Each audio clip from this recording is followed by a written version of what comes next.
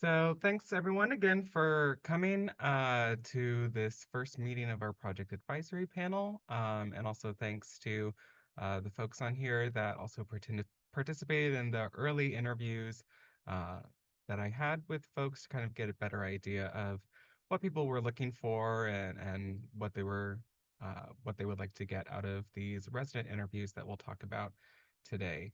Um, so let me just get my screen shared here. So hopefully you can see my presentation here. If not, let me know. But so basically today the focus is I'm going to be sharing the results from these resident interviews that we just did and want to sort of then lead to a discussion with everybody about what these results might mean, some of the key insights for them, and then how that might help us think about the next message testing experiment. So the next task for this project where we'll be putting different messages in front of folks to sort of compare how they influence people's knowledge about stormwater, their the actions that they can take to reduce stormwater pollution and various other things. And then we'll get into some discussion about next steps. So for today, really, some of the goals that I have here around these kind of next step phases, I'd really like to generate consensus from the folks here about what stormwater related behavior we would like to focus on for those message testing experiments. So because we want to try to keep the level of variation between the messages small, we just really want to focus on one particular behavior of interest. And so hopefully we can all sort of think about, for whatever reason, which stormwater related behavior we would like to be the focus of that. And then the next two sort of things, basically, we probably won't be able to come to a consensus on them, but get some drafts, ideas, brainstorms about what messages we would like to include in that test. Specifically, we have four options, messages that can be tested, and then any other additional content that we would like to have them. And so it can be additional text to reinforce the particular messages, um, uh, images that we'd like to use, any other sort of design features, those sorts of things.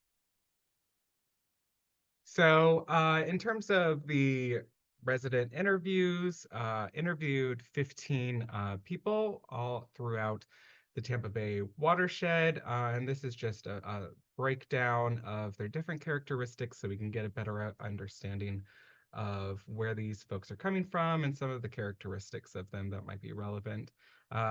Majority of people, sort of the median age was around 40s, in their 40s. We had a decent representation of men and women. We had slightly more representation of folks from Hillsborough County and a little less representation from Pasco. We did have a pretty good mix of white and black residents included, and just a few folks that identified as Hispanic. And most of the people here have lived in the Tampa Bay area for quite a while. We didn't get too many sort of recent residents in the area. And these are just sort of more of their characteristics. We did have a relatively well-educated audience here, which is maybe just sort of, it's just a little bit of bias that we might have in there. Uh, to be included in this, I did want everybody to be a homeowner or live with someone who is a homeowner, just because it'll open them up to sort of more behaviors that are relevant to them. So landscaping, those types of things, that, renters or, people that's kind of don't really have a say in what goes on their property wouldn't be able to do. And yeah, so all of this, you will all have access to all of the transcripts that we have, so you can read through those at your own leisure if you'd like to sort of see exactly what the responses were that people gave and the questions that were asked. And there's also an Excel sheet that summarizes the results and the keywords and things like that that people gave that underlie these results, and you guys will have access to those as well. So you can explore them more on your own time if you'd like. But basically, so to start the interview, basically, I wanted to understand kind of what people's baseline was, establish the context. So, getting into their state of mind, we had a few questions that asked them just how they generally felt about the state of the environment here. And so, a broad question asking them just throughout Tampa Bay in general, what they felt about the environment here, if they thought anything was particularly good or there were any particular issues. Um, Kind of generally split. About a third of folks thought had relatively positive sentiments, thought that things were pretty good. The recent hurricanes that came through were pretty top of mind for folks. So that led a lot of the negative sentiments, people talking about flooding and the sort of, various disasters and issues that came from that. That kind of led the conversation a little bit. So it was a little biased, but in general, people are kind of more or less split on the state of the environment and the region. But when asked specifically in their own local community, most people generally view their particular area more positively in terms of environmental issues there. Most people tend to say, okay, my community is actually has less environmental issues or problems than other areas. Again, a lot of that I think was hurricane related. People were very top of mind was all the coastal communities, especially Pinellas County, coastal, St. Pete Beach, those types of areas were mostly what was on people's minds. And then specifically asking them about water quality. So some folks talked about water quality uh, in the questions about the general environment, but a lot of folks didn't bring up water quality when they were thinking about the environment. So this kind of was meant to pull out more of their specific perceptions of water quality in our area. And similarly, again, the hurricane had a little bit of an effect on this, where we had almost half of the participants have some generally negative sentiment of our water quality uh, in the region. If it wasn't hurricane, a lot of that negative sentiment actually comes from people's perceptions of the actual household water. So a lot of folks complaining about hard water, the taste of the water, just thinking that the drinking water was not great, and things like that. So not particularly stormwater related. But again, as we'll see sort of later, this kind of feeds into sort of this ambiguity people have whenever we think about water quality, that drinking water versus stormwater and what the difference is. And so then I wanted to gauge kind of their baseline knowledge and understanding of stormwater, just to see kind of, how confident people are, how accurate they are, what is top of mind to them whenever they think about stormwater.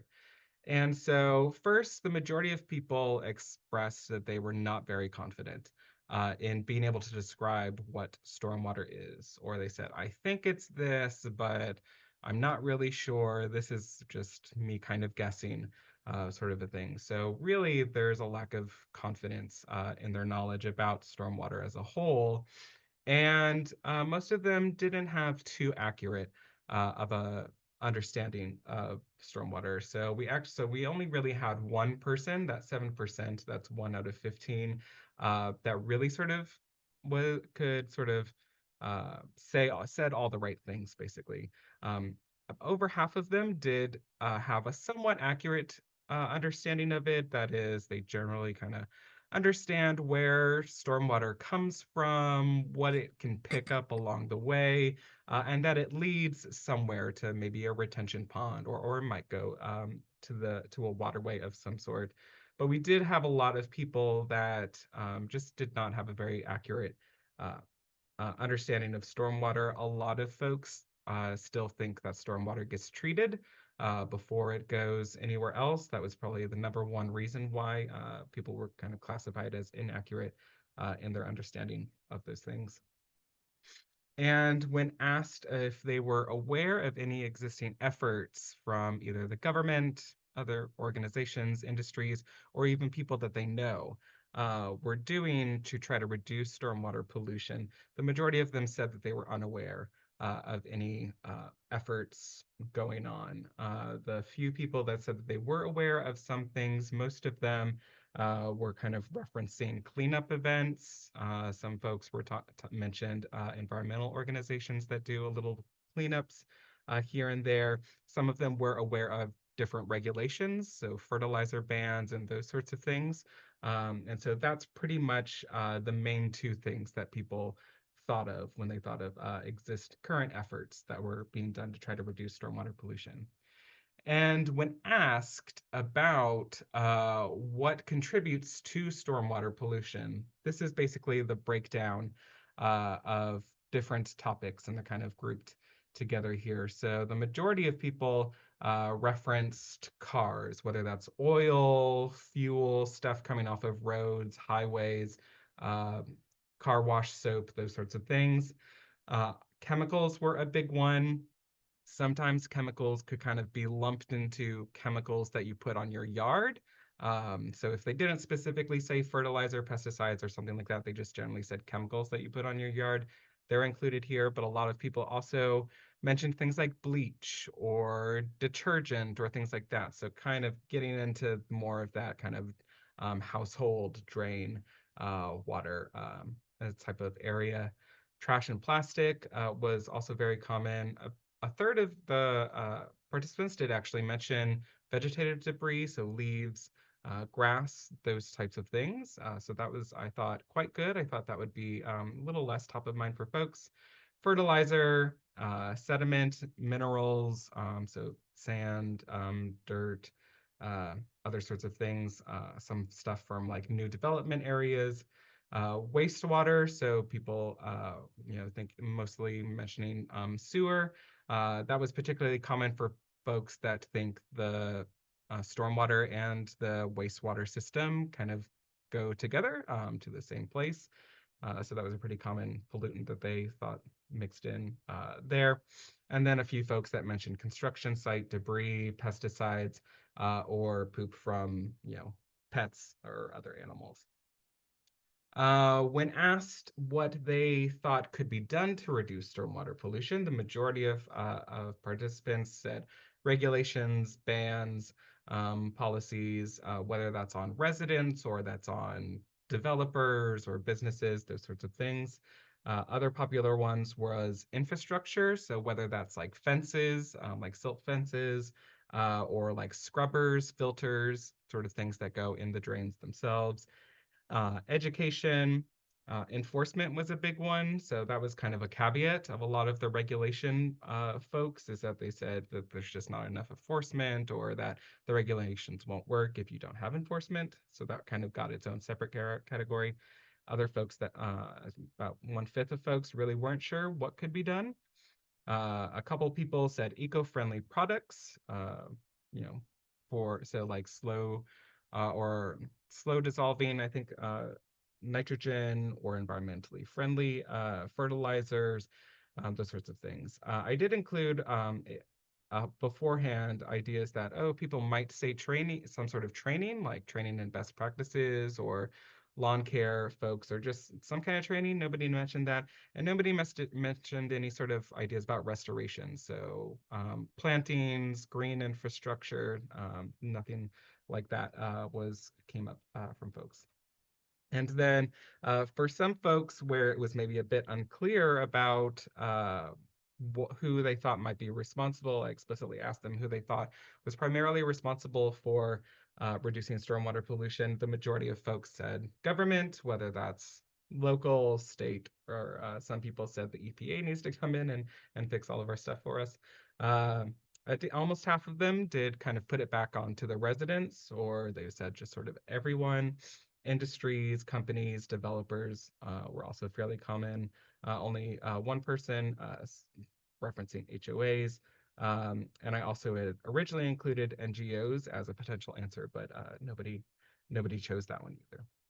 So after all of this context, then I went into the second part, and that's sort of the meat of this sort of interview, was getting their feedback on different messages and materials that are out there. So some of these materials have come directly from you guys and from other folks that aren't here on the call that sort of gave some options. And so knowing that we had a limited amount that we could show to them, I tried to capture sort of the breadth of variety and different types of designs, different types of messages, different types of behaviors being referenced, and those sorts of things to get sort of just a, a, a perspective on all the different various ways that it could be done. And so I'll start here and just kind of go through. So basically, I showed them images of all these things and asked them some questions about it. And so if we start with this first one here, this only rain down the drain, protect our waterways truck for St. Pete. So first I asked everybody if any of these looked familiar to them. For this particular one, about 13% said that it looked familiar to them. They may have seen it before. Also ask them questions to kind of gauge how appealing it was. And so this could be like aesthetic things, but it could also be just um, how much they think the means or the medium is appropriate. So if it's a truck versus a sticker versus a pamphlet, those sorts of things. So just generally kind of how appealing they found it. And in this case, about 27% had a positive sentiment, 13% had a negative. So majority of people actually had, what is described as like a neutral sentiment. Like it was fine, like not, not particular great. Like there's some good things, some bad things. It's just kind of middle of the road kind of things, and not too polarizing for folks. For this one, we also asked them about questions about clarity. So is this message clear? Is it clear what action they're trying to get or what they want you to do with this message? And this one generally had a good sort of positive sentiment. Most people said that, yes, it was fairly clear what they were asking me to do. And then we also asked them this sort of inspiring thing. So we would ask them, do you think that this particular image would inspire you or others to take the recommended action that they had? And so this one, they were quite split. A third of folks gave some kind of positive sentiment to that, thinking that it would inspire people to change or to take action, but also the same amount of people didn't think that it would be very effective. And again, you've got those neutral people where they're like, nah, maybe, but it's not, they don't feel strongly that it would sort of do much of anything. And then for each one of them, I didn't explicitly ask them if they learned anything from these, but if they mentioned that, oh, I hadn't thought about it, or oh, I didn't know this, then I sort of secretly recorded that. And so you'll see that come into play more so in later images. But for this one, nobody mentioned that they learned anything from it. So I'll go a bit faster through the rest of them now that we kind of have an idea of all of these different categories that we have. So this mural that we have here, only one person said they thought they had seen one of these murals before, but overwhelmingly people really liked it. They thought, as you might expect, that it's really attractive. The colors are popping. They like that it kind of makes that connection between the drain. They like that it's located at the source of the problem, so it'll help relay that message better. Similarly, they also think that this helps increase the clarity of the message and what they're asking you to do. And a lot of people found that it would inspire other people to take the intended action or to change their behavior. So that was quite a popular one specifically for this section. And I forgot to mention, these three are all themed just around a very simple, only rain down the drain type of message to them. And then this last one is just your typical sort of storm drain on marker or a sticker or something like that. About a third of people said that this did look familiar to them. So maybe people seen some of these markers around their town, their area, or throughout different areas of the region. Um, Most people did not have a positive sentiment toward that. Almost half of people had kind of a negative sentiment to that. Most of that was just kind of the size of it. They don't think that it's very attention grabbing. They think people will miss it.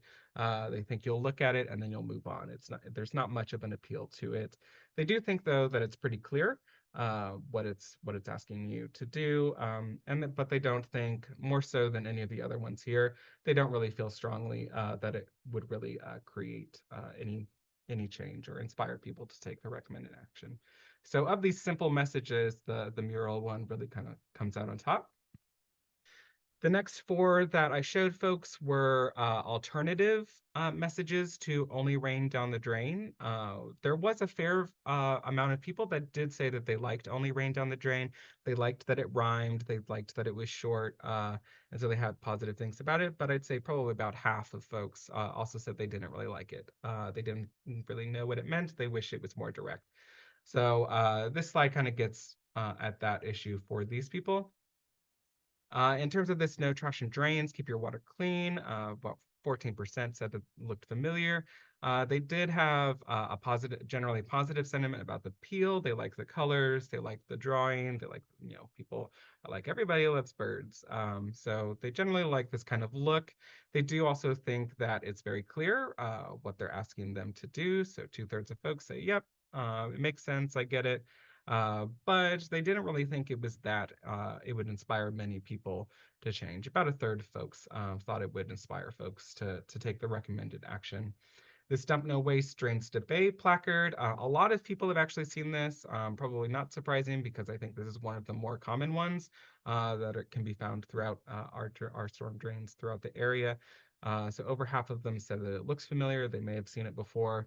They generally did not find it appealing by much. They did like that there was a fish on it, but that's kind of what, as far as the appeal went for most folks.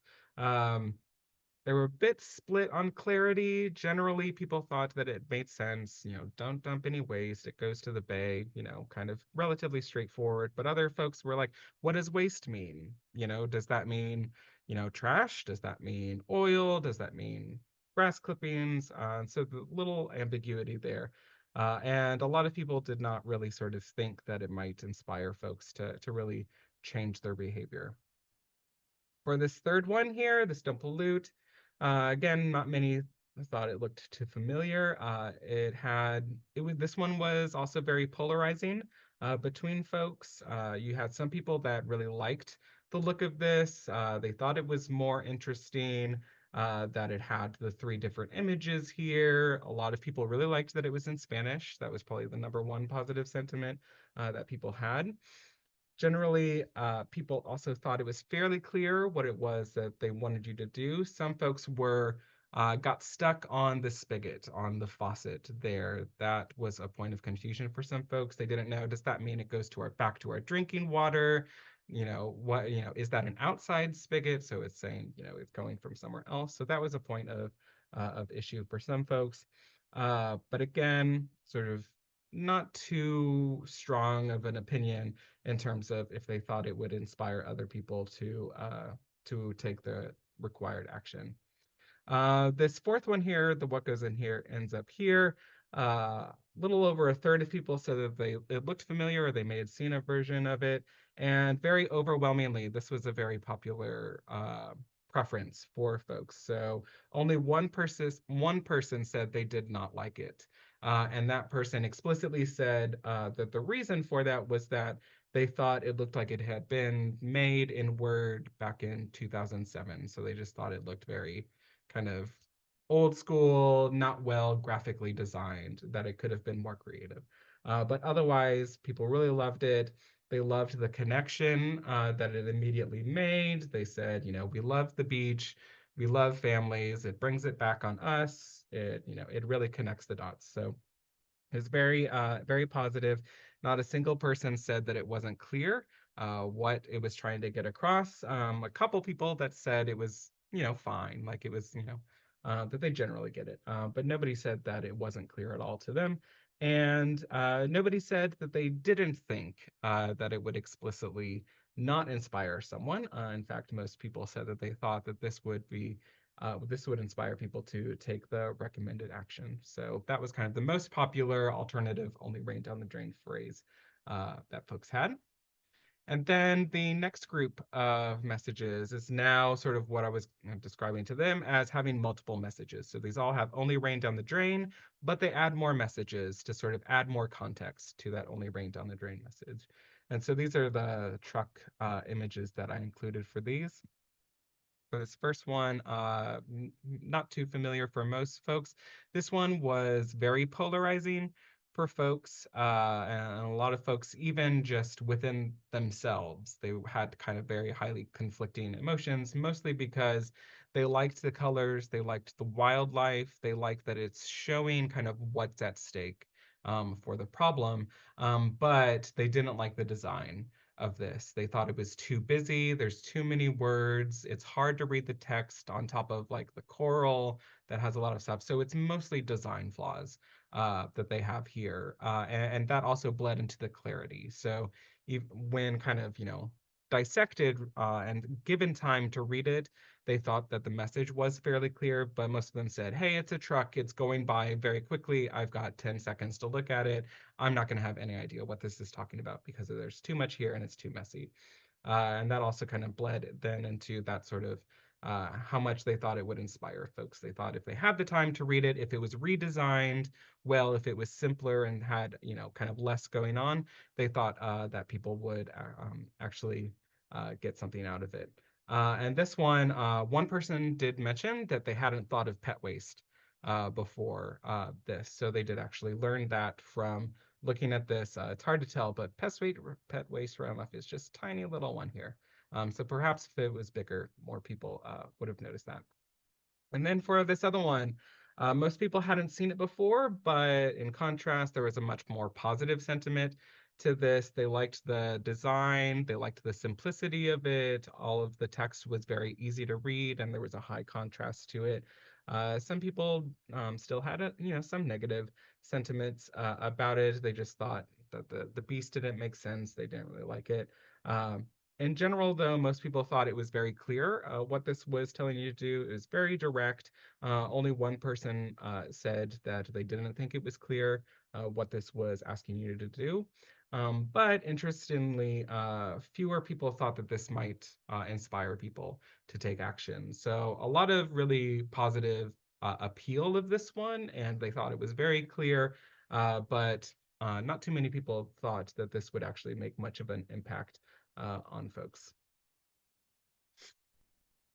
And then we went into what I was calling behavioral messages. And so these are messages that now and sort of not, looking at multiple behaviors or just sort of the general issue are getting very explicit in a specific behavior of interest. And so these are some things that were shared by various folks in the project advisory panel to get feedback on. And so this first one here, a few people said that it looked familiar to them. They may have seen it before. I think one person said that the city actually came to their neighborhood and was handing this out after the hurricanes. So they said that it looked familiar from that. A lot of people really liked this one. Only one person was not a fan of it. The person that was not a fan of it said that it didn't look like Florida. It looked like the Midwest or something. It was like, we don't have those leaves here. This isn't us. It's not going to connect. And so that was their critique of this one. But in general, people liked it. They really loved that illegal and ticket were highlighted. So you focus exactly on that. It draws your attention in. Every single person said it was clear. Nobody said that it wasn't clear what it was asking you to do or what the purpose of it was. And this one, people were a little split on. About half of people had thought that it would provoke the desired action in people because a lot of people said that they didn't know that it was illegal to blow your lead into the street, and so they thought that threat of legal or financial consequences would be enough. But you also had a handful of people that said it's still not enough because it all comes down to enforcement. And so people are still going to do it, unless you're going to have people policing, and looking for people that are blowing leaves into the street and actually doing something about, or, it was interesting because everybody on the call said that they wish people would report, violations and things like that. But every single one of them also said they don't want to be the tattletale of their neighborhood, and they don't want to be living next to tattletales or to Karens in their neighborhood. So it's kind of this kind of stalemate in terms of enforcement. But otherwise, generally, people liked this. And almost half of them said that they did not know that this was a thing. So a lot of people learned something from this pamphlet just alone. For the Scoop the Poop one, nobody had seen it before. Probably not surprising, because I think this was one from Brooke that I think they have just made or just came out with. So not too surprising that nobody had seen it before. This one, most people generally had a positive sentiment about it. One person said they did not like it because they were unclear of the little doggy bags at the bottom. They thought you were trying to sell them a product from it, and so that turned them off. But otherwise, people generally thought it was fine. They think the dog is cute. They think it's clear once you read it. Nobody said, it was unclear. So it makes sense. It gets the point across, and kind of split on whether they think it would actually inspire people to change. The 40% that did generally said they didn't know how bad of a problem, fecal matter was. They saw things like E. coli, and that scared them. And so they thought that would be enough to then convince people to start picking up their poop because the problem is so bad. But about a third of people said that, hey, the people who aren't picking up their poop, they just don't really care. They're not going to do it again. It's another enforcement thing. If there's no consequence for doing it, they're just lazy. It's not gonna bother them at all. Um, we did have a decent amount of people that learned something they hadn't thought about pet waste before, or they didn't know about how big of an issue was. So still some benefits to that one. And then this last one was about Adopt a Pond, just pieces of that little brochure. Some of them said that it did look familiar, or that they had seen signs for Adopt a Pond before. They thought that generally, there's a positive sentiment to it, like it looks fine. It's kind of nice, the picture, the colors, those sorts of things. Some people didn't like it. A lot of the people that said that they didn't like it, they thought that it looked just like kind of like one of those standard park pamphlets that you would get at like a state park or something like that, where it's just they all look the same and they're all there. They're telling you some, environmental stuff, and you're just going to pass it. They're just not attention grabbing. They're not going to pull you into it. Uh, the people that read it, most of them said that it was fairly clear, but still some of them said it wasn't clear, that they weren't sure. They still weren't sure what the Adopt a Pond program was or what they needed to do. I did tell everybody that this Adopt a Pond brochure like has more pages than the pages I showed them. So if they stopped to read this, they would get it. But I think a lot of them wanted a bit more clarity just in this little amount of text that they have. People were kind of split on if they thought people would be willing to take the recommend action. This one's a bit tougher because it's a bit of a bigger asking someone to go through and adopt upon.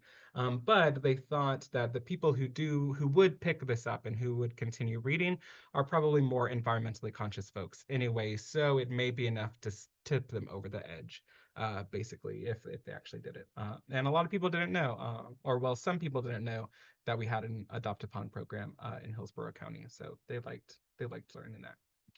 And then our last section was really sort of what I called holistic messages. So it was really kind of combining everything, multiple behaviors, making the connections, really sort of throwing everything at you all at once, and trying to get it across in a very small amount of space. And so we've got three kind of different types of styles or designs here to gauge, different preferences for layout and things like that.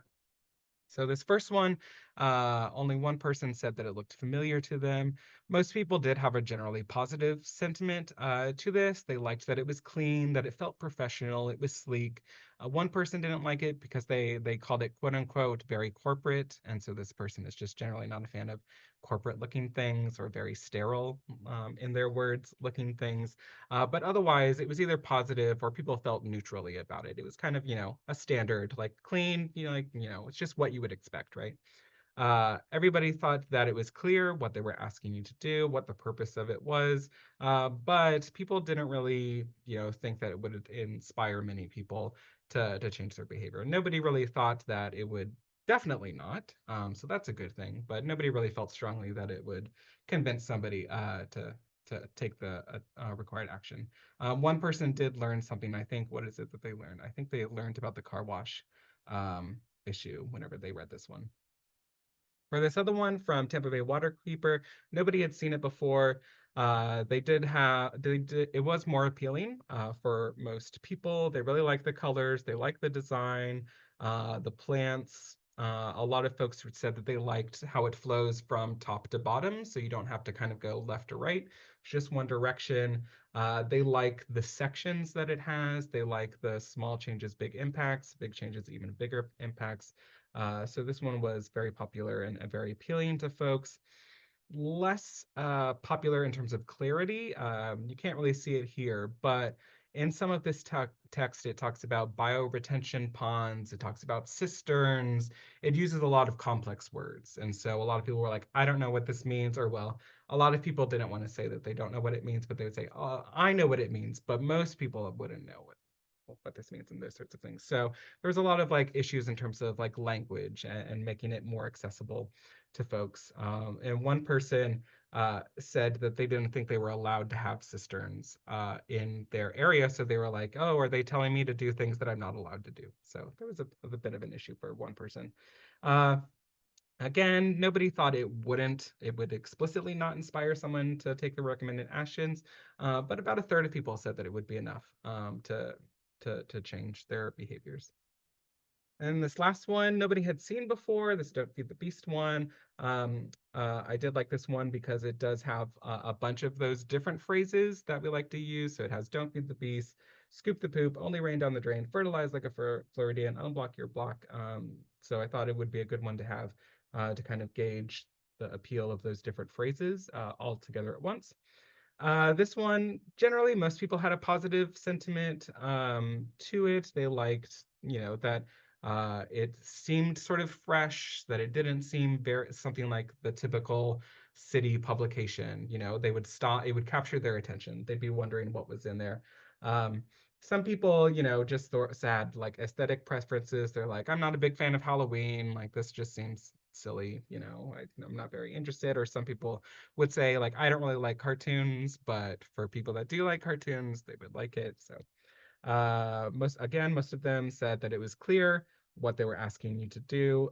But again, only about a third of people actually thought that it might inspire people to take the recommended action from them. So those are all the messages that I put out to folks and got feedback on. So to kind of give you a general idea, kind of along the way, we've kind of seen which ones maybe are quote unquote maybe better options for each of these categories. But to put them all together, basically I just assigned scores to them. So for every positive sentiment, it got a point. If it was a neutral sentiment, it got 0 points. And if it had a negative sentiment, it would have a -1. And so those were the average of those for a material's appeal, clarity, and inspiring were added together. And if they learned something, they received a point. And so the average of the knowledge gained also came into effect. And so how that comes out here on a scale of -1 to being the worst to 1 being the best, the one that kind of overall comes out on top is this what goes in here ends up here. Again, sort of people really like that it shows the connection immediately, that the storm drain leads to the water body, and that here's examples of things that go into the storm drain that make it a problem, and here's why you should care about it, this family at the beach. It's a short phrase. They said, what goes in here, what ends up here, it rhymes, so it still is catchy, and it has do your part. So it puts that onus of responsibility onto you. So that overall was very popular. The next one was that one emphasizing that blowing leaves into the street is illegal. So again, people like it's very clear. They're drawn to it. The bold text pulls you in.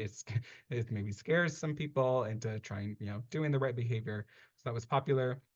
And then, of course, the mural. Nobody could remember what the phrase on the mural said whenever I asked them about it, but a lot of people liked the mural. And so they kept kind of coming back to that. And so it's just a bit more of a creative kind of side to it. I won't go through all of them, but you can kind of see, I think you can generally see sort of a trend in terms of the things that have the highest scores. They're more colorful, they're more engaging, that are probably more informative, and then the less popular ones here are the more simplistic or maybe slightly chaotic ones here that just kind of don't offer too much and maybe are a bit too short and sweet and maybe not actually that sweet at all. And then, so at the end of all of this, after I had done that, I wanted to sort of test out, we've got an idea of their preferences based off of their feedback and what they thought of these.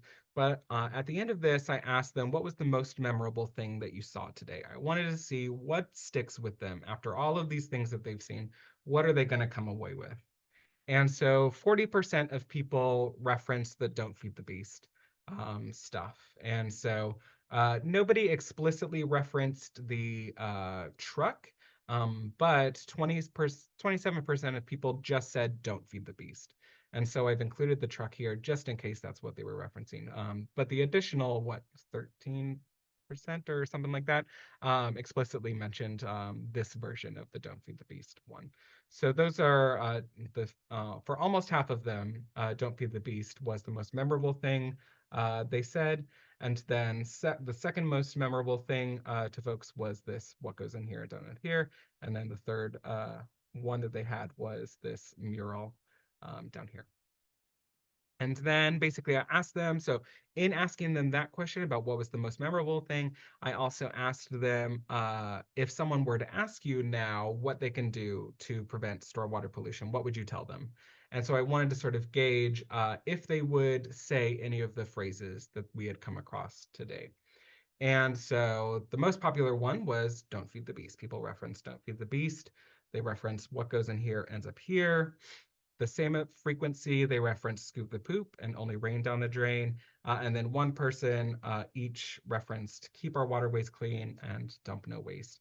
Some of this also includes iterations of them. So if they didn't say the phrase perfectly, I still understood what they said. It still gets counted in here. But the "Only Rain Down the Drain" in particular, people had a trouble remembering exactly what the phrase was. Some of them would say "No rain down the drain." Some of them would say "Keep rain in the drain," those sorts of things. So a bit of a challenge with that one in terms of remembering it.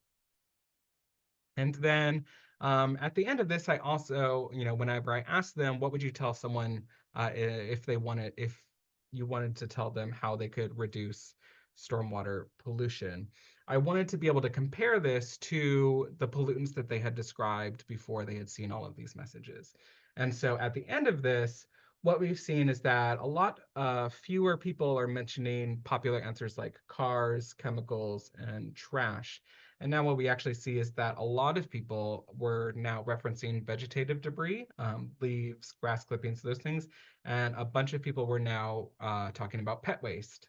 And so as a comparison, so this is the sort of pre-interview pollutants that they cited, and you can see really, the big change from 1/3 to 2/3 of participants mentioning vegetative debris to a 60% increase in terms of the people in pet waste and things like that. And even sort of common things like trash and plastic, things that kind of just baseline, still, weren't top of mind anymore to people in terms of what they would tell other people. So all of that's to kind of uh, basically just sort of say what the outcomes and preferences of people's are and what it all might kind of mean. So just wanted to open it up now to all of you, just if you wanted to have some sort of discussion about these results, any insights that or patterns you may have seen, or key takeaways, or questions, or things like that. I'll just go ahead and open it up to you all to just sort of let me know what your thoughts are and any musings or aha moments that you may have had. Hey Blake, this is Jonah, and I have a couple of things that I was thinking through this. One, I was curious if it's fair to compare the different types of media together, because clearly a truck wrap is a different audience and has different needs, different context than a brochure that could obviously be more visual and have more of a message on it. So maybe that's just a factor, and I'm sure you considered that. But then the other thing was I think the biggest takeaway for me is that the item that everyone liked the best overall, the split screen one brochure, was not the most memorable. So had we only checked one half of that question, we would have missed a key component. So I just think that's part of the fascinating nature of behavioral research. And thank you for pointing that out. Yeah, that's exactly why I wanted to do it because I was wondering at the end of the day if looking at the images, people would say like, "Oh, this is the best thing, right? I love this. This is what I want." But then at the end of the day, is that the thing that actually sticks with them in the end, or is it something that maybe they didn't think was as great, but for whatever reason, that's what's going to stick? And so it's that kind of balance, right? It's thinking about what is it that people really like in the moment versus do they have to like it that much in order for it to stay with you and to actually have more of the impact? So yeah, that's exactly why I wanted to include that at the end there. And then also on your comment, regarding the different types of materials, I did also ask them at the end. I didn't include it here just for the sake of time, but I did also ask them if they what their thoughts were on in terms of preferences for different types of materials. So trucks wraps versus storm drain markers versus signs versus pamphlets, those sorts of things. The majority of them also agreed with you, Jenna, in that they all have their place and they would serve different purposes and different audiences. Um, but in that sort of inspiring kind of category for them, do you think this would inspire others to take the recommended action? It does kind of incorporate that into it because, especially for the truck ones, a lot of people said, "Oh, like for the individual person, maybe it wouldn't be more or less inspiring, but the fact that it's gonna be seen by probably 200,000 people as opposed to 2,000 people, they said that is ultimately going to mean more people are going to be inspired to change. So it is kind of, it's buffered into each of their sort of individual ones. But yeah, it's definitely dependent. And I think the storm drain markers are a good example of the opposite end, where they said, and the murals as well, is that a lot of people said the murals, if people saw them, they would love them and they would change their behavior. But they're like, are you going to put that on every single storm drain? Are you going to paint every single storm drain? You can put one in, one community for every, 10 miles or something. And so is it actually going to have much of a difference? Probably not. But yeah, those are good points. Yeah, those are good points. Just to add on that about the mural talk, I see what you're saying about you can't put them on everything, but I think you can put them in key places where they're going to be seen a lot, next to a school, next to a park, something like that, next to a shopping center, where you get a lot of traffic going by would be a good spot to put those things. It was interesting to see too it seems like a kind of consistent thing of they like seeing the pollutant next to what it's impacting. It seemed to be a thing that was kind of overall takeaway there as far as what got to them the most. Like this impacting that, it's right in the same picture, you know. Yep. And I think the feed the beast thing gets them because it's what is that? It kind of catches your attention. It's not really about exactly what it is, but it catches your attention like, on what are they talking about? What is that? It's that attention grabber, I think. Yeah, exactly. And we had a lot of residents that said exactly that, Ryan. They said like, I think, and it's funny because I didn't talk about the interviews I had with you all and with other practitioners of the area, but Don't Feed the Beast was very polarizing amongst all of you. And that some people really liked it, some people hate it. And the people that hate it precisely because they're like, it doesn't make any sense. What's the beast? Nobody knows what that means. It doesn't mean anything. And pretty much every single resident also said, I have no idea what what the beast is. That doesn't make any sense to me.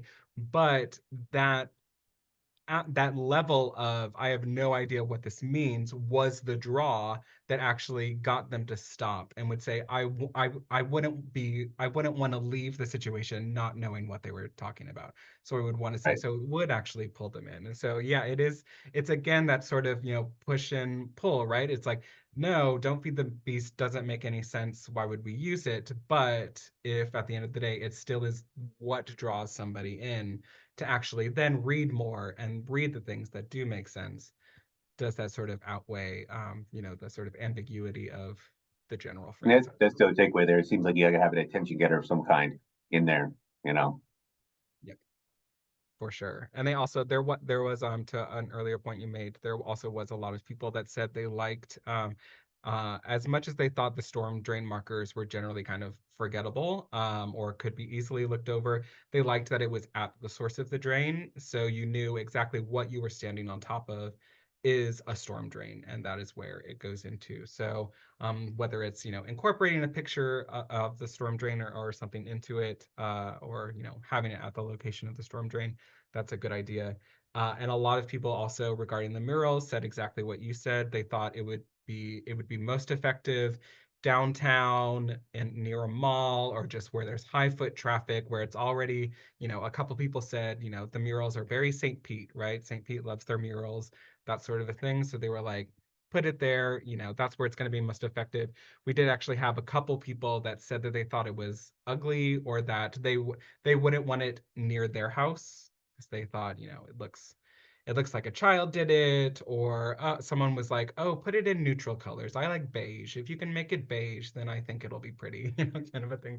So in terms of like, kind of local areas, communities, maybe not a big draw for those murals, but those kind of public, vibrant areas are best kind of where they're suited for. Any other thoughts or reflections people have?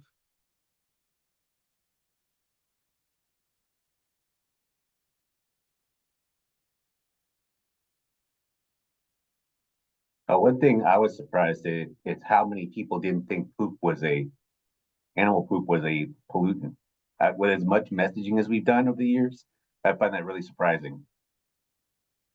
Yeah, and I didn't really sort of I have it in the more detailed notes. But I think there was a mix of people who hadn't thought about it as an issue before. It was a new issue to them, versus the people where it reminded them. And so it wasn't something that was top of mind, but when they saw that, they were like, "Oh yeah, I forgot that that was an issue." Um so that's another kind of like the difference between the two. But I think it was generally sort of split between people that just didn't know it was an issue, or people that did and just it wasn't top of mind to them. I wonder, Brooke, Heather, I used some of your examples. Do you have any thoughts, or has this been helpful to you in sort of seeing what folks are thinking about those materials? Hey, Blake.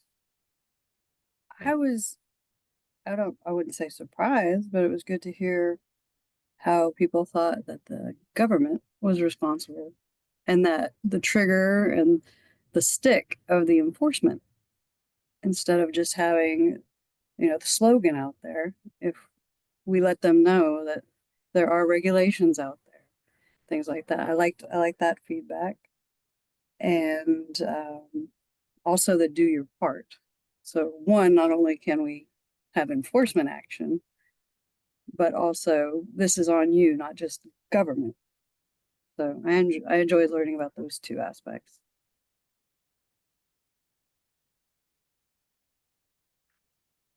Yeah, this is Heather with the City of Tampa. I was pleased to see that it did have positive results for our ordinance. That on the other side of that brochure, which you didn't see, states the ordinance and the fines associated with the activity. So just for you all, for your information, a first-time offender for a resident for that is a $75 fine. For a landscaping professional company, it's a $450 first-time offense, and it doubles every time you are found with a violation. So yes, I was pleased to see that. It is one of our better campaigns that we've done recently.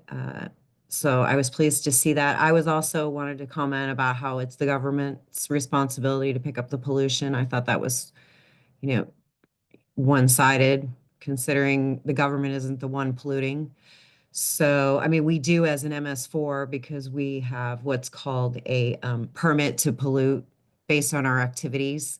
That is the reason for that permit. That's what a permit means. You're permitted under these guidelines and conditions and regulations. So yeah, that was the other that I learned, that people believe it's the government's responsibility.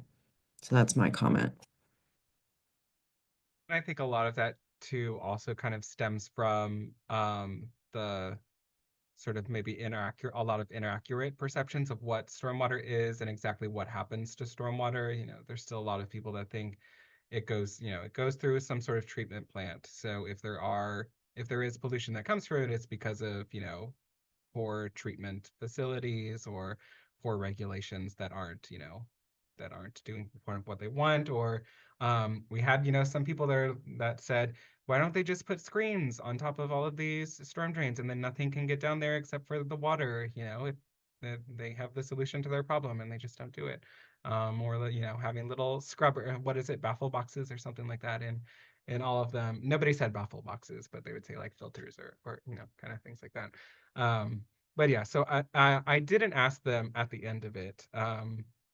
Maybe I think it probably may have been a bit too obvious or maybe a bit confronting if I had asked them at the end of this who they thought was responsible now, that they've kind of seen the materials, if they still thought it was the job of the government, or if they felt a little bit more collective responsibility. But yeah, I thought that was interesting. But it's good to know, kind of going forward when, putting these educational materials out there, sort of knowing that there's kind of this expected onus of the government for doing it. And then there's kind of the opportunity to, sort of frame it as this is the government doing it, trying to stop it by educating you. And, so to, just little subtle frames of things to be like, you're totally right. It's totally on us. So here, please take this pamphlet and help me do my job.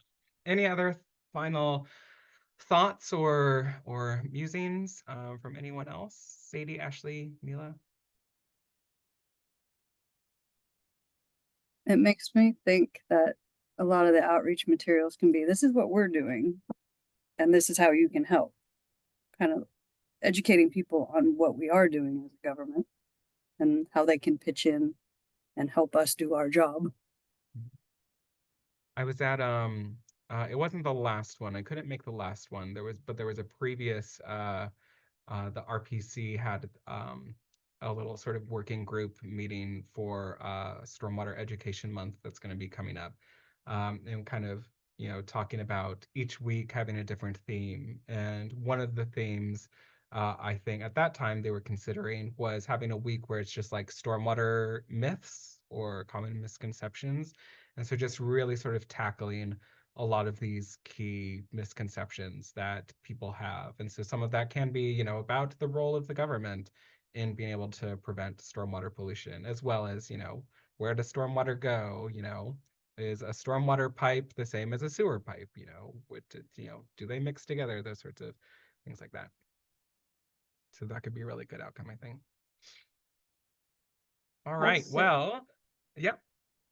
I was just gonna say, yeah, definitely with the misconceptions on that, because we're interesting enough having our stormwater master plan public meeting tomorrow night, and we've gotten a lot of feedback of there's a misunderstanding too between stormwater and like storm surge or waters that come from storms. Like stormwater is not the same as a hurricane water, so that's been a big hit and a big re-education that we're trying to work around right now in the coming months. So I imagine everyone else is probably having that same issue of why your stormwater didn't keep up with Helene with the flooding and things like that. So I think this will be just knowing what people are looking for visually will help with that messaging as well. Yeah, I did have one of the residents, and interestingly, the resident that had a doctorate degree, whenever she described stormwater, she described storm surge, and things like that. So yes, it's not about education. It's just people pick this up somewhere and make their own connections at some point. Did you have something you wanted to say, Mila? Yeah, hi, I just introduce myself first. My name's Mila. I just started last week in the Public Works Department. I work under Jonah. I'm an environmental program coordinator, so I kind of came into this last minute this morning just because this is some good information to have. But I was very interested that, I mean, we've kind of talked about it a little bit already, but the forms of messaging that had, you know, some of the most positive reviews had some of the lowest, or, you know, one of the lower amounts of recall versus, you know, ones that kind of aren't that interesting to people. And also looking at them from my own frame of mind, you know, like what I find interesting or what I find to be effective, versus, you know, what the general public thinks is interesting and appealing and effective. It's very interesting to kind of piece together those parts just to see what's, you know, what's the best way to do this, because it really, you really do have to find a good balance between, you know, activating the part of your brain that makes you want to look at something and read something and pay attention, and then also actually taking in what you're reading and be able to walk away and, you know, do something about it or remember it or tell somebody else or something like that. You know, so there's just like fine line that you really have to kind of navigate around. Yeah, exactly. Well, and that kind of actually leads me well into you know, kind of the next stage of this project. And so, you know, now we basically want to, you know, we can come up with a lot of ideas and hypotheses and things like that from this feedback, at least get an idea of the different ingredients to potential, you know, impact. But the next phase of this project is going to allow us to be able to actually test those in a larger population and more sort of scientifically. So for this next phase, basically, we're going to create 4 different stormwater message materials. And for each of those, we're going to put them in front of about 200 residents, probably homeowners, again, try to, you know, so that more behaviors are relevant to homeowners than they are to renters. Uh, but so basically then, you know, we'll have people looking at different 4 messages. And then some of the key things we'll want to be able to quantify after that is, after they've looked at their message, we want to see how well they've retained the knowledge. Did they understand it? So we'll ask them open-ended questions. What was the topic that you just read? What was the main point? What desired action was prompted? And how likely they are to take that recommended action in the next 6 months. So these aren't clear cut yet. So these will be workshopped, you know, and things like that. But just generally the sort of types of questions that we would want to ask them to just see how well they actually understand that message.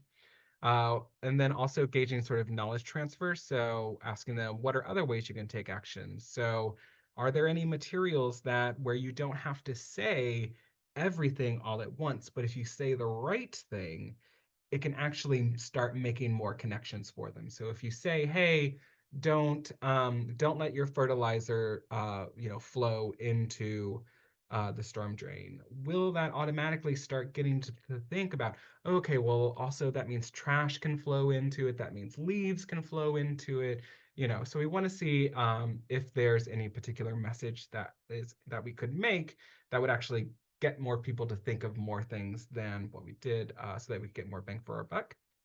And in addition to those, again, we would then also have them give ratings to the message that they saw that align with some of the things that we had here. So visual appeal, how easy it was to understand, is it relevant to issues you care about? Did you learn something new? How memorable do you think it was? Would you be willing? How willing would you be to share this? You know, do you think it's nice enough that you would want to share, or interesting enough? Emotions that it evokes. Does it make you want to learn more? Would you like to sign like a stormwater pledge, or take some kind of other action? And so then that can kind of help us and see, you know, when we compare all 4 of the different messages in terms of what increases people's knowledge of the issue or their ability to, you know, expand upon those, does it actually matter how visually appealing they rated it or how easy to understand they thought it was? Maybe the thing that really sort of pops out as the driving reason behind these is memorability, or that they wanted to learn more. So maybe it actually wasn't super interesting, but it piqued their curiosity. And so now it's kind of, that's what's driving their understanding or their connections that they build. So that's really what the focus of this next phase is going to be. And so for the rest of the next 20 minutes or so of this meeting, I basically just wanted to, going back to those goals that I had, wanted to discuss some of the aspects of this message testing experiment, see if we can kind of generate some early consensus on some of the things that we might want to do, but also brainstorm some options for messages and other content that we have. So in just a second, I'm going to share with you guys. So I'm very sad that Google Jamboard does not exist anymore. And I cannot find a free alternative that is super easy. So I'm just going to invite everyone to open up a Google slide with me that you will be able, that you have permission to edit. And we can do some brainstorming in the little slides. So I think that's the link. If you go to that right there, I can also share my screen if that makes it easier for folks as well.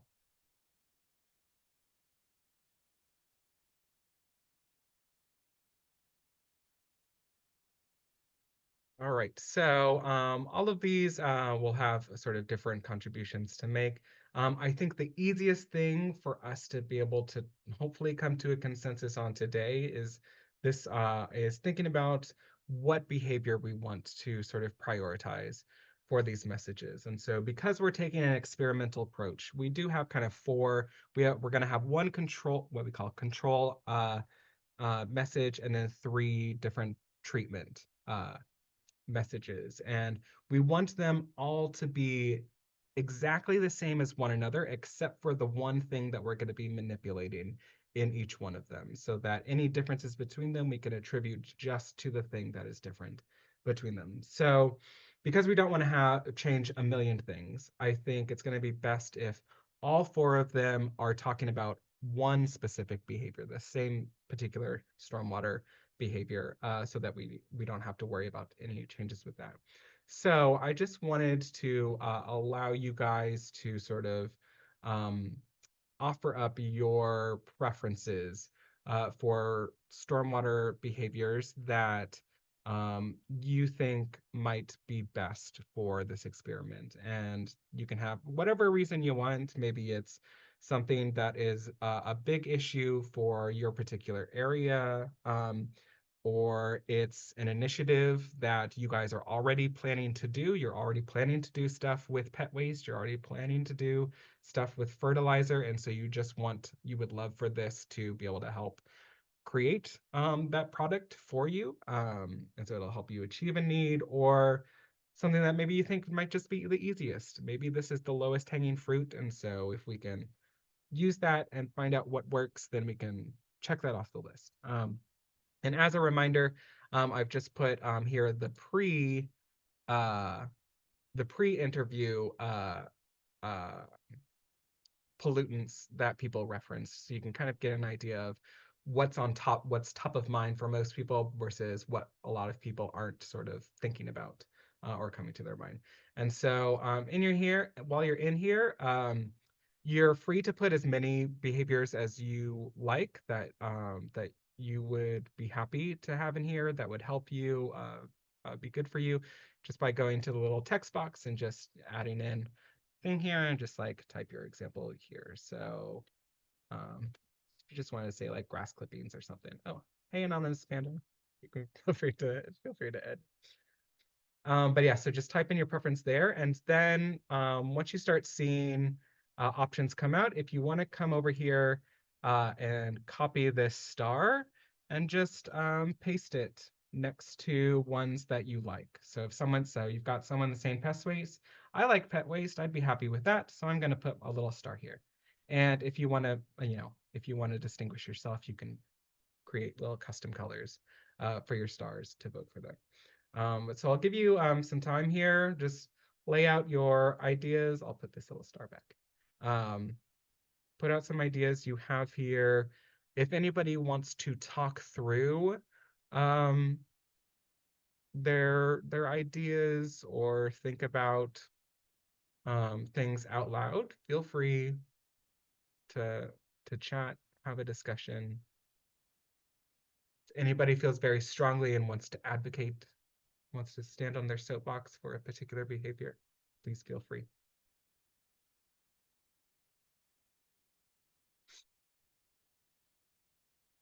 This is Heather with the City of Tampa. I just have a comment about the cars.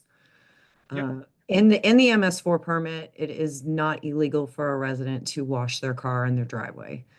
It is illegal for a commercial company to do so. So there is a mixed message there just in regulations alone. And so that topic would have to be handled as a preference and not a regulation. If you're going to ask people to wash their car on their grass, et cetera, you can't use the regulatory mechanism. You're going to have to use a preference. That would just be my comment on that. Yep. That's great. Yeah.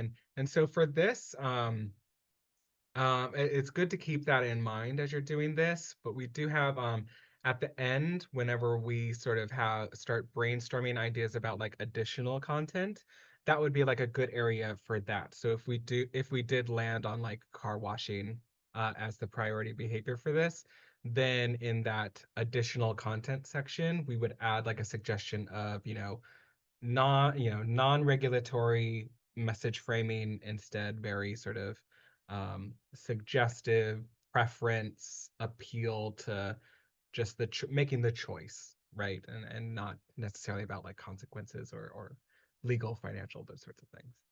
Yeah, totally.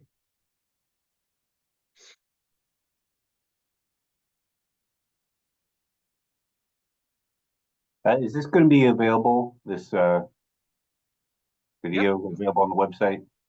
Yep. So I'll make this available. I don't know. Because it doesn't really have a section on our website, but it'll be on our YouTube page. Okay. And so So I have to ask other people I think would really benefit from seeing this, including our marketing and communications people. So that'd be great. Yep. If you want to also, I mean, I have to be careful. I probably don't want to share out the editable version of this too Right. far. But if you want to invite people, like specific individual people, and you can invite them by email, Okay. if they to add ideas as well. If you think there are folks that aren't here, I know Okay. there are several other people on our advisory panel that couldn't make the meeting today, and so it'll also be open to them afterwards to contribute Right. thoughts and stuff like that as well. So Yeah, I mainly wanted to see the what was memorable and what like caught people's attention the most, and what was the most inspiring to be able to see that for helping develop messages. I think would be helpful to some people. and again, we'll also have all the transcripts. They're all anonymized, so people are free to look at them. However, there's no issue of confidentiality. I will also have that Excel spreadsheet that has all the keywords next to them. So if you want to sort of see, kind of like, it'll include a little bit of the why they considered something to be memorable, why they considered something to be inspiring or to be, attractive or things like that. Yeah, you'll be able to feel free to share all of those as well. So we see, okay, 6 people, even split. Now what? So let's see. Is there anyone who has not voted or put up an option? Anybody? Has everybody only voted for one thing? Is there anybody who has been generous and allowed for multiple options? Right. So does anybody want to advocate for any of these in particular, or explain why they would like to focus on one versus the other?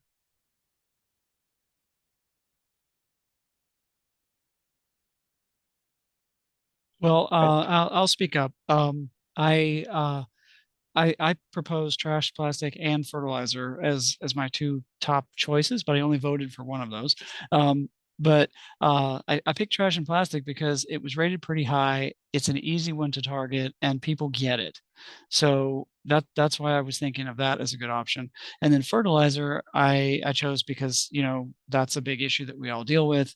It's something that we have a hard time getting a handle on, and so while it's a harder topic, it seems like one that we all need to be working on in various contexts. So that's as far as I can go with advocacy. Yeah. Oh, great. Thanks, Jenna. This is Heather. I do like the vegetative debris, mainly because that is a complicated topic. People do not understand that when materials break down, when leaves break into the stormwater drains and it contains a high amount of nutrients, that is a message that still has not been conveyed very well, in my opinion. And then it's twofold. It's also a flooding issue. When you put leaves and debris down your drain, you can have a flooding issue if that is not cleaned up prior to a storm. So there is two benefits to the vegetative debris. And with us having all the hurricanes, having cleared pipes was very important. I did have one of the residents did say that they hadn't thought about the vegetative debris issue, but they said, but it's leaves, so it's going to biodegrade, so it's going to go away eventually, so it's not as big of a concern. Yeah, so yeah. I agree with Heather on that. I was surprised that many people actually didn't realize it was an issue, as much education we've done on it actually in the past. And I get that all the time. People are like, well, it's natural. Like, well, naturally a road wasn't there that collected the water that it went down to our stream. Naturally it'd be other vegetation there. When it broke down, they'd be uptaken by the vegetation, not directly piped straight to our stormwater system. So I've often had to convey that to the public when they go, well, it's natural stuff. What's the problem? Well, naturally it wouldn't get in our streams. That's the problem. But because we changed the landscape, that's therefore it does. And I think that is a big misconception. I agree too with the flooding issue as well. That's a big component of it, and also with that comes more maintenance too, which is another big component. Having more stormwater clean out, maintenance crews, all that kind of stuff. Any trash or fertilizer advocates want to make your case? I'm trying not to be biased.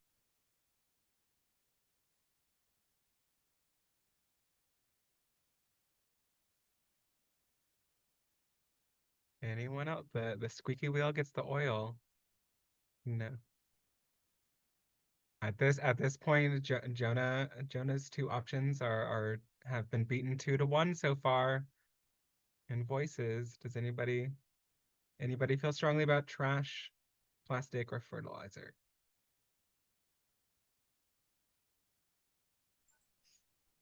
I will say when I talk to people about water pollution stuff, they always mention trash. It's a fairly well-known one as far as I run across, but the fertilizer people kind of know about, but less detailed on it, but they know there's something about it. And vegetation, I think, is largely just ununderstood, not understood.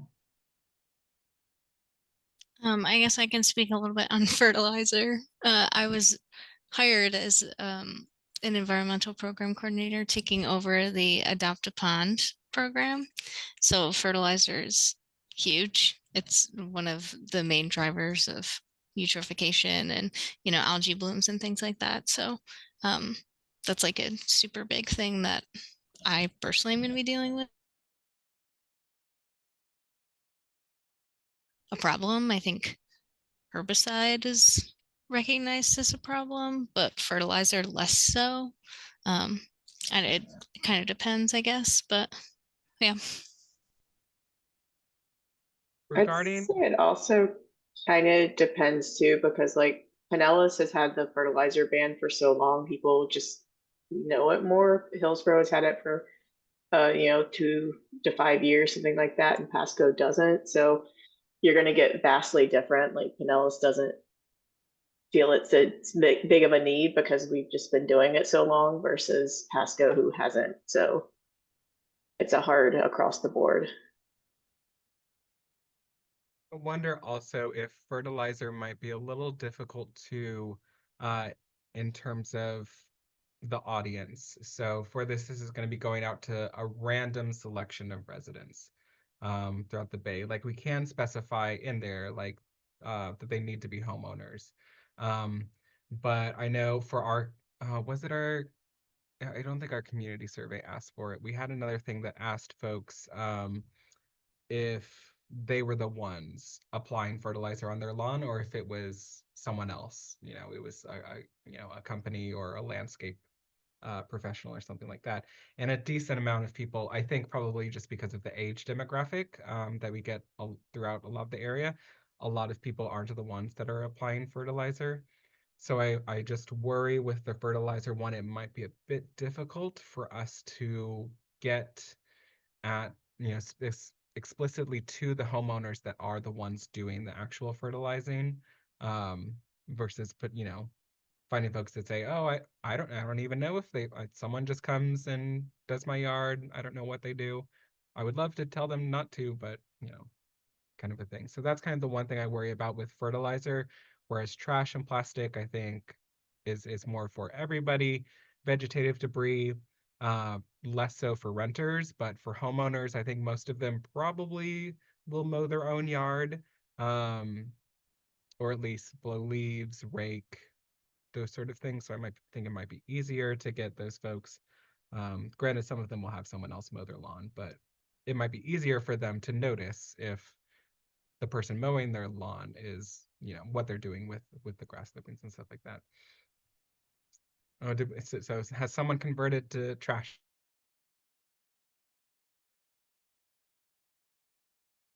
If you don't want to out yourself, Yeah, that was me. So you convinced me, Blake. Yeah, I was I had voted for fertilizer for the same reason that understanding the reach of the project. I think we'll get more out of it if we did something that was a little more understandable to the people that we're going to be sending it to.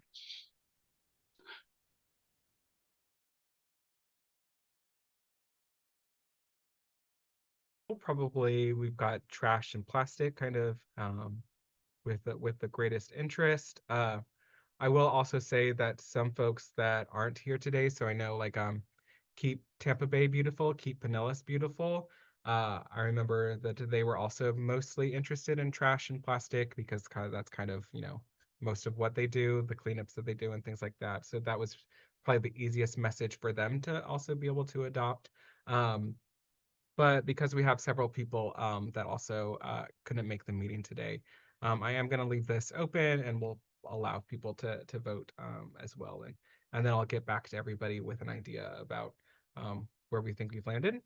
We've only got a few minutes left, but I just wanted to sort of get you familiar with these next requests that I have here. So in thinking about what messages we actually want to test, um, so ideally would like to get, your ideas of different phrases. So I've just added in some. So I've added in just to get the thoughts going. We've got the typical only rain down the drain.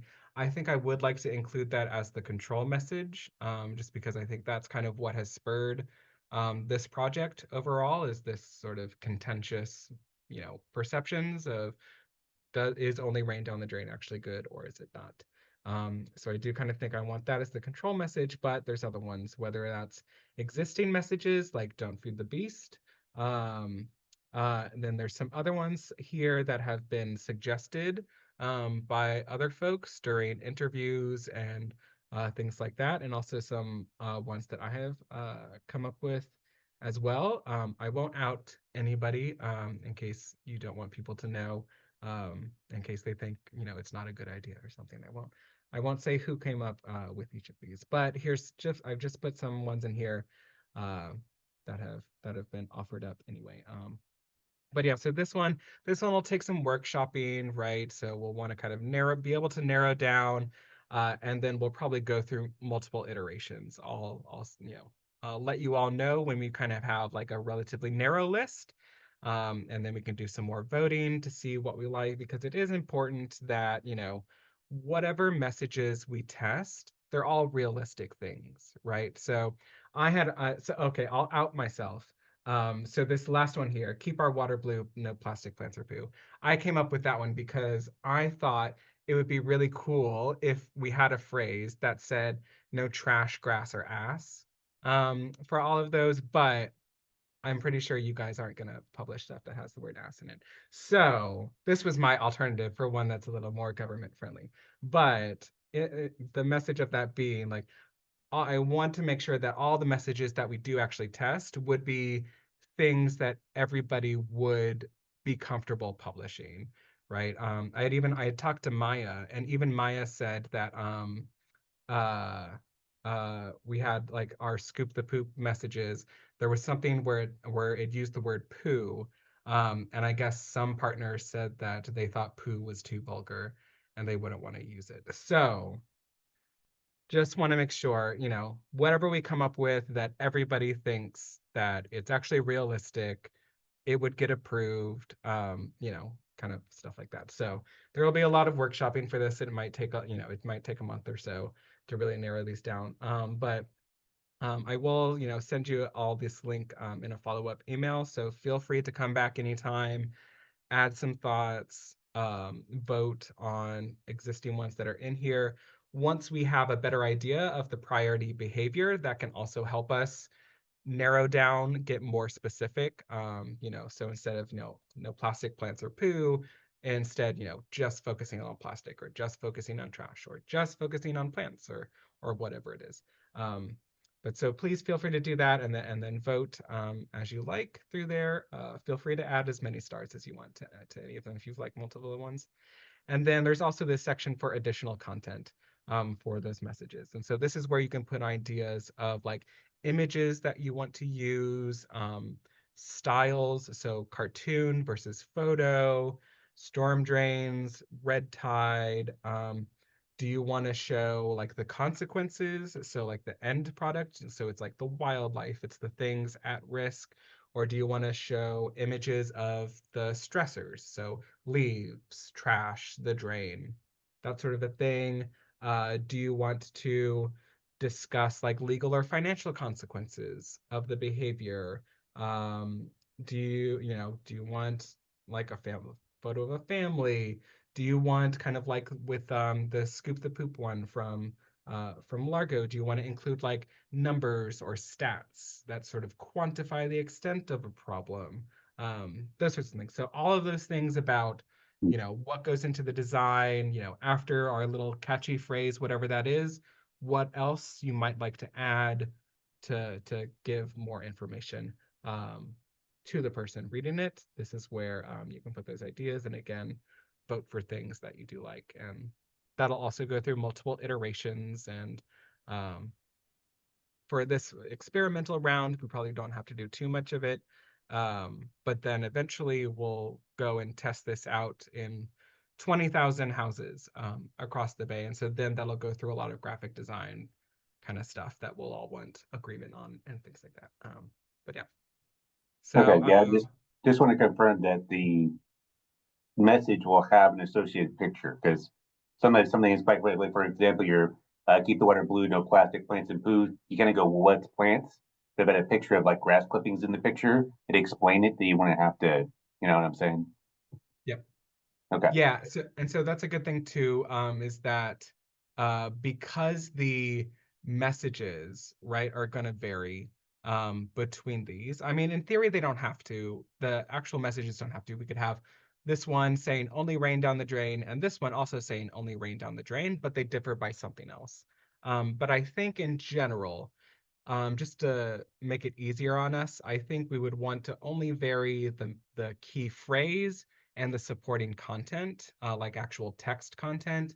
And so that would mean for all of these, they get the same image, the same style, or the same, kind of graphic stuff like that. So also, yeah, kind of thinking about, where we land with the behaviors, where we land for the messages, what sort of additional content we would like to see carried over in each one of those different messages. So we don't have to worry about those influencing the results, knowing that they probably would, right? We saw like photos may elicit a different response than cartoons and things like that. But we can take the feedback that we've gotten from residents to go ahead and at this point make some hypotheses that we think, oh, okay, well, like photos seem to be really attractive for a lot of people, especially if it's personal photos.